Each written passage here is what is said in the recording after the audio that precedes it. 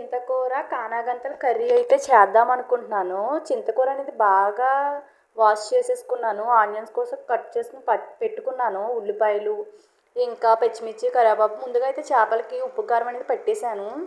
ఎందుకంటే చేపలకి ఉప్పు కారం పెట్టడం వల్ల ఫస్ట్లోనే వాటికి టేస్ట్ అనేది బాగుంటుంది.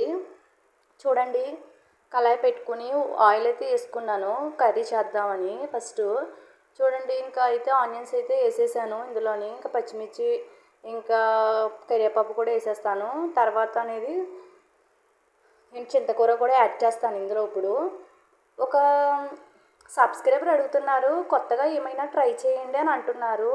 తప్పకుండా అయితే ట్రై చేస్తానండి. మీరు అడిగినందుకైనా నేను తప్పకుండా ట్రై చేస్తాను. లక్ష్మీ మహా గారు, థ్యాంక్ యూ నా వీడియోస్ చూస్తున్నందుకు.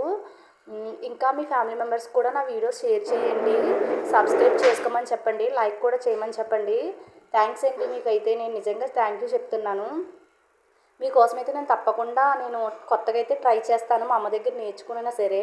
ఇంకా చింతకూర కూడా యాడ్ చేసేసి మూత పెట్టాను. ఎందుకంటే చింతకూర అనేది ఆయిల్లో బాగా మగ్గిపోవాలి. మగ్గిన తర్వాత ఆయిల్ అనేది కొంచెం పైకి రిలీజ్ అవుతుంది.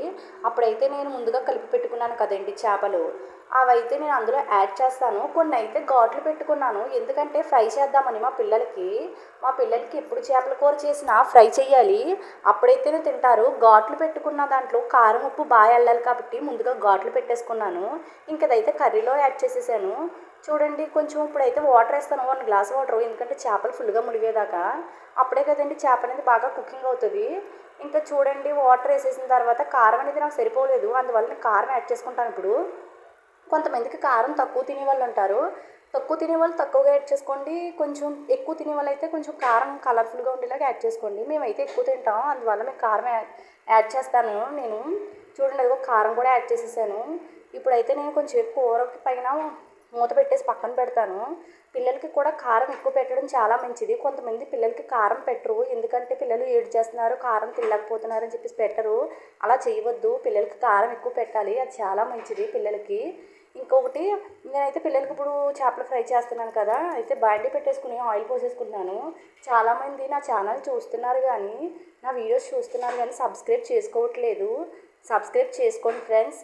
నేను ఇంట్లో ఎలా చేసుకుంటున్నాను అనేదే మీకు పెడుతున్నాను. నేను కొత్తగా అంటే ఏమీ పెట్టట్లేదు స్పెషల్గా.